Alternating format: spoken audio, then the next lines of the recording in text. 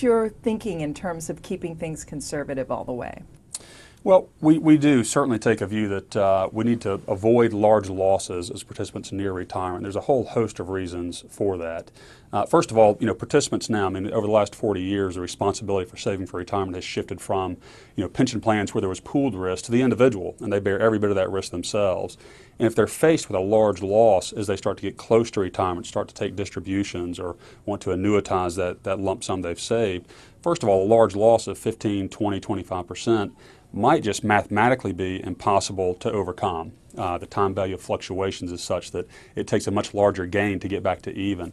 The other thing is we've got to be aware of investor behavior. I mean, we've seen it for years and years and years that investors are driven by two things, greed and fear typically outweighs the greed part. We typically as humans have about a 2-to-1 emotional kind of attachment to a loss versus a gain. So we would much rather avoid a loss than we would have a gain.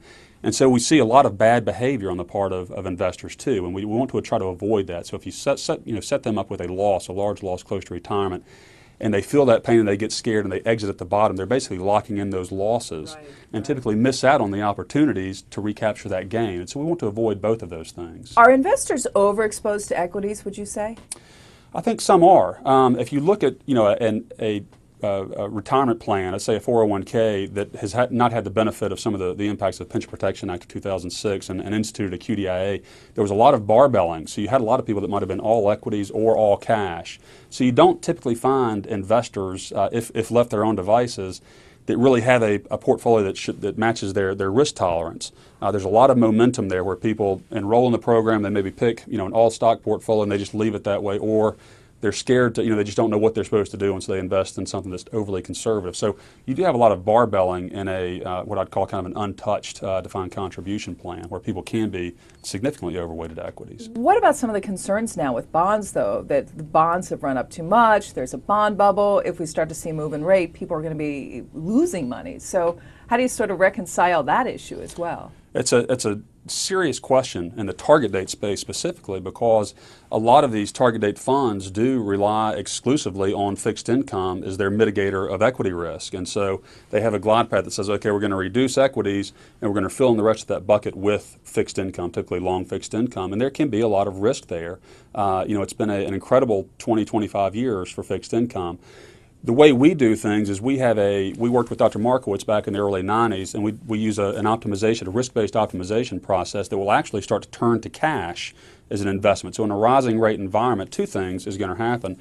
You're going to see that fixed income, because of the increased volatility, is not as good of a mitigator of equity risk, because its correlation is going to go up with equities, right?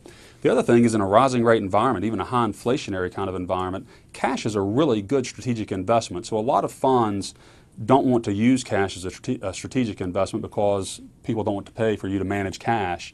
We see it as a very strategic asset class. And at a time when we have rising rates and a lot of downside volatility in long fixed income, it's going to be a better mitigator of equity risk, and it's going to be a great investment too because of the yields. Do you use, or do you see in the future moving toward using more alternative investments, whether that's real estate or commodities? We know investors have been doing that overall in their general portfolios. Is there a place for that in target date funds? I think there is, Rhonda, but you've got to be careful with how you apply that in a set of target date funds. We do get exposure to global real estate within our equity portfolio, about 6%, but we don't split it out as a separate asset class. We feel that kind of that global cap weight is probably sufficient. When most people, when they get close to retirement, they already have a large sleeve of real estate in their primary residence, more than likely. And a lot of people got hurt by that in 2008. Commodities, we feel that it's good to get that exposure through a broadly diversified equity portfolio. But there are other asset classes that I think we're starting to see a lot of target date funds move into that I think are adding risk. So equities is not your only source of risk. I think sometimes when you go into things like high yield, emerging markets debt, even TIPS have a good bit of volatility versus an ag bond portfolio.